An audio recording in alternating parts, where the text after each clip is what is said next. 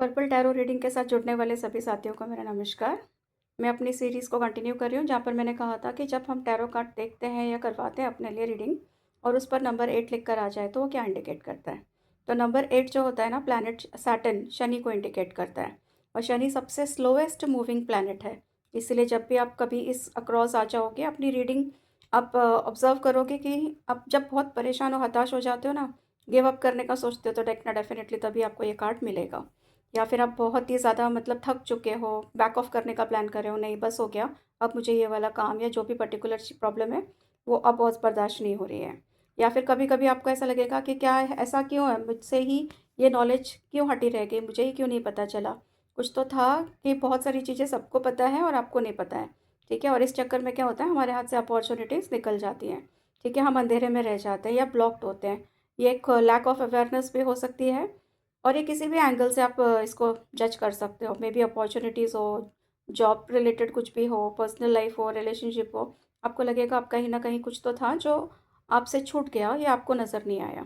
ठीक है, नेक्स्ट आ जाता है कि आपको ये भी महसूस होगा, जब 8 का कार्ड है तो मुझे बहुत काम करना पड़ता है, तब जा कर के मेरे हाथ में पैसे आते हैं।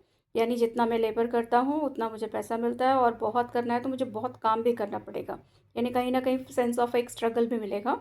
लेकिन फिर आपको इतने तक तो पहुँचते-पहुँचते समझ में ही आ जाएगा कि बिना मेहनत के कुछ नहीं करने का मिलने वाला। शनि भगवान तो एक जज की तरह काम करते हैं, तो जब वो आपको जज कर लेंगे कि आप वाक़ई उसके अकॉर्डिंगली काम कर रहे हो, मेहनत के अकॉर्डिंग, तो आपको डेफ़िनेटली रिज़ल्ट्स मिल जाएँगे। नेक्स्ट हो जाता है, जितनी मेहनत करोगे उतनी अपॉर्च्युनिटी आ जाएगी। और जब सक्सेसफुली आपको पता है चलो मेहनत तो करनी ही है, आपने एक्सेप्ट भी कर लिया, अपॉर्च्युनिटीज़ भी आ रही हैं, तो उसको एक्सेप्ट करो, अपना रूटीन बना लो। ये प्लैनेट भी खुश हो जाएगा, आपको भी रियलाइज़ हो जाएगा कि भाई एटलीस्ट 8 की एनर्जी है तो मुझे बैठे-बैठे तो कुछ नहीं मिलने वाला। आपके अंदर वो स्ट्रेंथ भी आना शुरू होगी, पॉजिटिव एनर्जी भी आना शुरू हो जाएगी, और आप अपने काम को बहुत बेहतर या अपनी लाइफ को बहुत बेहतर तरीके से सँभाल पाओगे। तो एक काम ज़रूर कर सकते हो आप कि जब 8 की एनर्जी आ जाए और आपके पास एमेथिस्ट हो, तो उसका एक्सेस लीजिए, उसे अपने हाथ में लीजिए, ओम शनिश्चराय नमः का जाप कीजिए। ठीक है, एमेथिस्ट एक ऐसी चीज़ है जो लाइफ में चल रही नेगेटिविटी को दूर करती है और पॉजिटिविटी का इन्फ्लो देती है आपके अंदर। Thank you.